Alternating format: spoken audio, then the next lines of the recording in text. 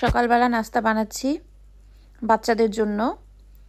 সবগুলো বাচ্চা খাবে আমাদের এখানে, তো সেজন্য আমি কিছু ফ্রেঞ্চ টোস্ট করে নিব। তারপরে বাইরে যেহেতু বৃষ্টি, তেমন একটা কিছু করতে পারবো না আজকে। তো ওই দিক দিয়ে আবার পাশে আবার আরেক ভাইয়া ভাবি ওনারা উঠছে। ওনারা বলতেছে তাড়াতাড়ি আমাদের এখানে তোমরা নাস্তা খাও, বাচ্চারা ওখানে খাক, তোমাদের এখানে কোনো সমস্যা নাই, তোমরা আমাদের এখানে চলে আসো। তো সেজন্য আমি তাড়াহুড়া করে বাচ্চাদেরকে একটু নাস্তা করে দিচ্ছি। ওরা খাবে, খেয়ে ওরা ওদের মতো টিভি দেখবে কিংবা আইপ্যাড দেখবে। তারপরে পাশে কটেজে আমি আর শিপলু যাব, যে একটু নাস্তা করব।